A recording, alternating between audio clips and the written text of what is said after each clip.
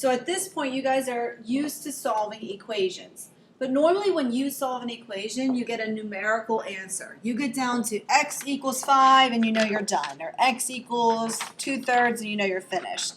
We're going to be solving equations for a given variable now.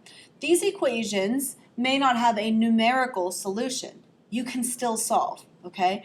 So copy down your learning target and complete the warm-up at least for the first one, the 2x plus 7 equals 23, then press play.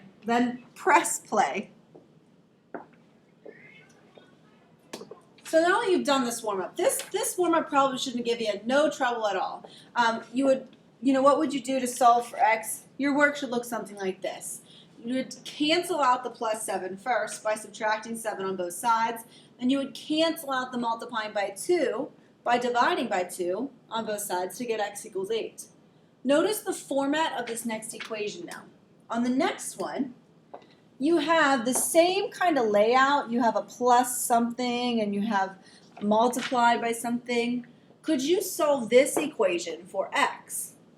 You're not going to end up with a number answer, but you would do the same steps. So what do you see happening with your x? Here's x here. Well, x is being multiplied by y and adding z. Which one do you undo first? When you're solving an equation, you want to undo order of operations. So just like you did over here, we would undo the adding by subtracting. Here I subtracted 7. Over on this problem, I would subtract z, because they're going to cancel, and that's my goal, to get x by itself. So subtract z from both sides. What do you have then?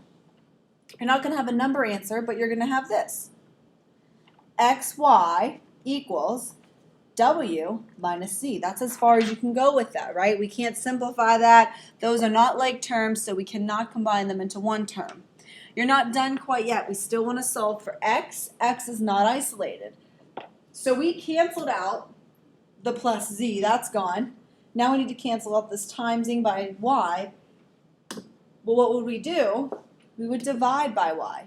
Notice on this first equation, you did the same steps with numbers instead of letters. So what do you get for x equals? It should look like this. X equals w minus z divided by y. Make sure you have that dividing by y underneath the whole thing. It's not just w divided by y. It's not just z divided by y. It's actually this whole quantity, okay? This is a literal equation. What is that? What does that mean? That's the next thing on your note guide. A literal equation is an equation with 2 or more variables. That's all it means, guys. It just has more than one variable. All the equations that you've solved up to this point have been one variable equations. Now we have more than one. Here's what you need to remember. Remember how to solve a regular equation. You're going to do the same thing here with letters. Also remember that a number divided by itself is what? Well, 5 divided by 5 is 1. Guess what x divided by x is? 1.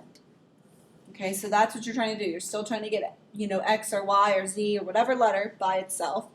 Remember here in this case, we'll have to say that x cannot equal what number? We're not allowed to divide by 0, okay?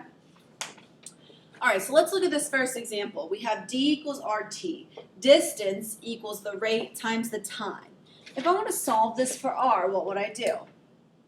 Well, here's my r. What's happening to r? It's being multiplied by t. How do I undo that? Divide by t. So you're going to divide both sides of the equation by t, and you're going to have r equals. Because t divided by t, or x divided by x, is 1. So they just cancel. We're left with a 1r, or you can just write r. And then over here, you're just going to leave it as d over t. Rate is equal to the distance divided by the time. Literal equations are used to come up with different forms of formulas. Depending on what you're solving for, you might want to use d equals rt if you're solving for the distance. But if I'm solving for the rate, I really might just want to use distance divided by time equals rate and not have to plug it in here. I'll give you another example next. Another idea of a literal equation kind of connects with the idea of where pi came from. You know the number that represents pi, 3.14, right? Well, where did this number come from?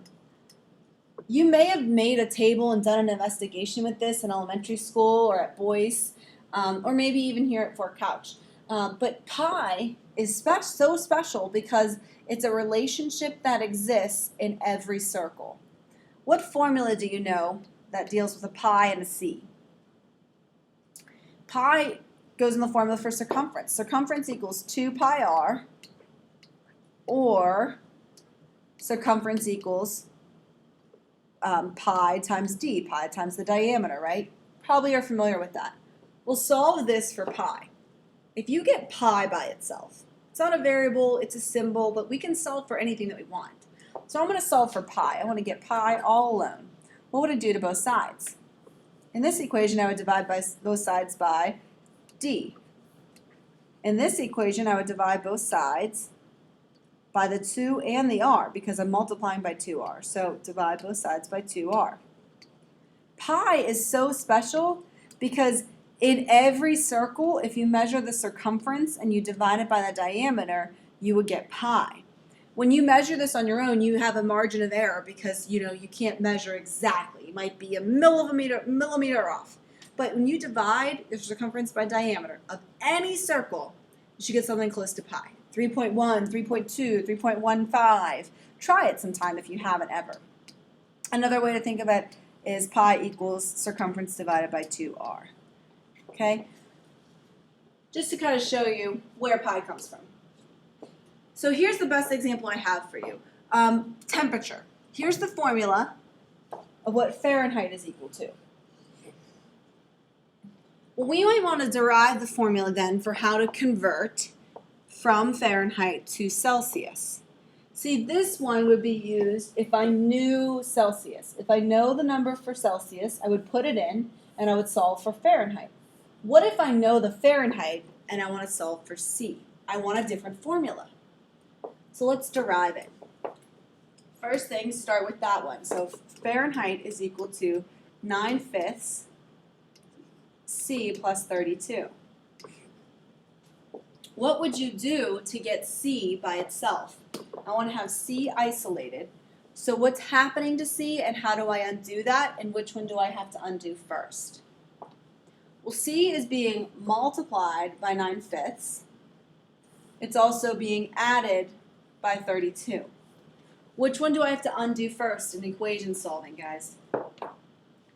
When solving an equation, you're undoing order of operations, so you should undo the adding 32 first. How do I cancel that? Subtract 32 from both sides. So now we have Fahrenheit minus 32 is equal to 9/5 C. Now get C by itself. Well, C is being multiplied by 9/5, so I could divide by 9/5. But that looks kind of yucky. What's the same as what's the same as dividing by a fraction, guys?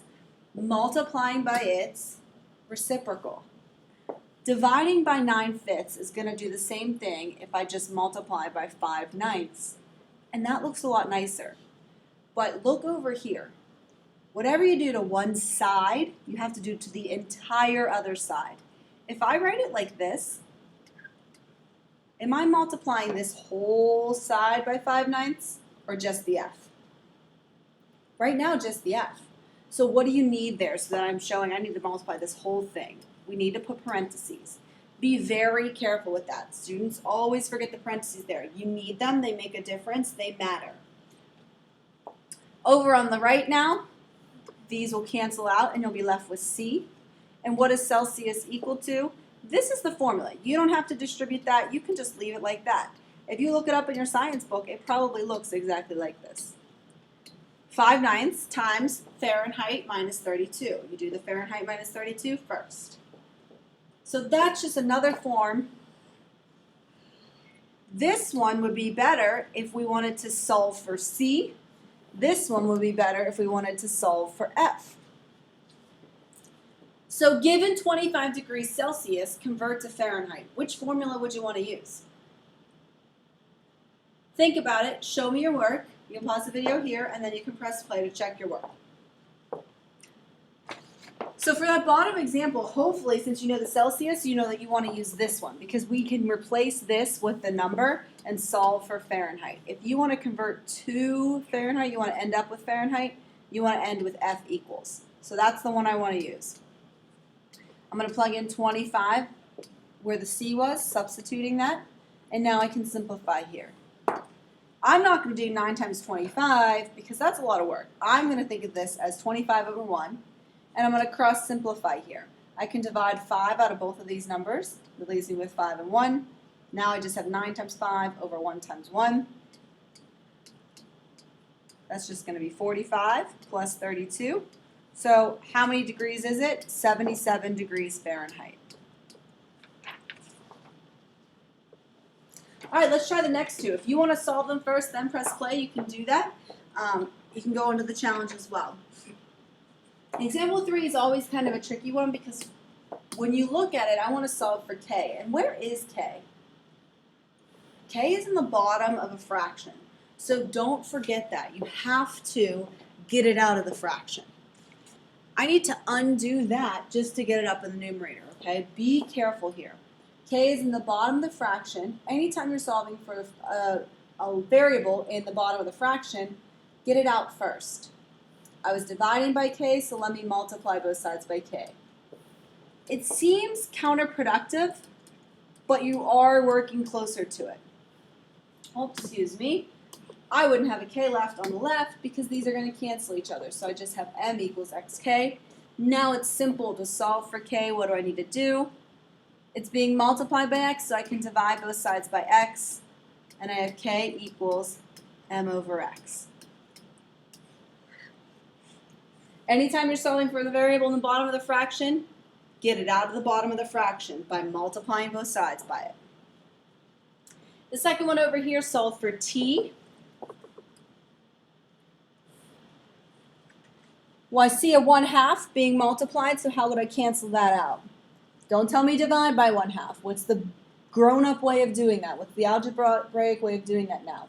Multiplying by the reciprocal, so 2 over 1. I would rather see that. Do that on both sides. Now I have 2s is equal to gt squared.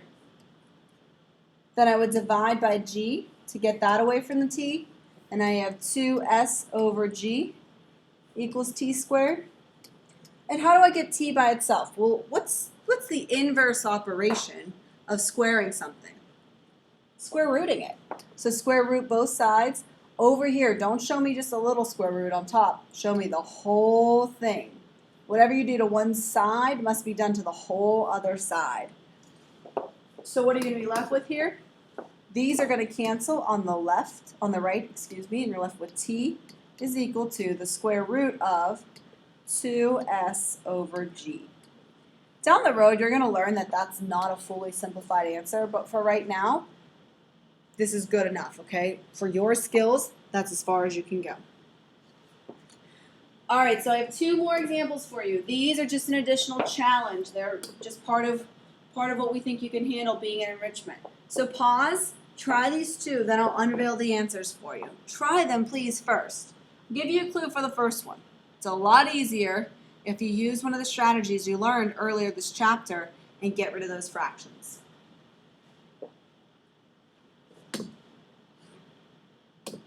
Okay, now that you've tried the challenge, here's what I got. On the first one, it's best if you multiply by 5 to clear the fractions. Now this isn't bad at all. You're going to solve for y by undoing the x, and then divide by 7. This answer would be appropriate. This answer would also be appropriate. I don't think either one is more simplified than the other, so these are both good solutions. Now take a look. If you don't have those, maybe you have something that's equivalent. These 2 answers would be equivalent, but they're not fully simplified because you left a decimal and or a fraction within another fraction. Never do that, okay? Simplify it out. Over here on the second one, if you got this, way to go. Notice here that it's kind of like if I undistributed A. If I start with an A on the outside of the parentheses, I could distribute that and I would get back to here. But now I just have A being multiplied by this whole quantity, so I can divide both sides by that whole quantity. If you didn't see it as undistributing, you could have divided all three terms by a. Whatever you do to one side, you have to do the other. So you have to do it to the whole thing. Then you get 1 minus c equals b over a. Then you multiply by a because we're solving for the variable in the bottom of the fraction in the denominator. Get it up top, then divide by the 1 minus c again. So there's two processes, same solution for that extra challenge. If you got those two, way to go.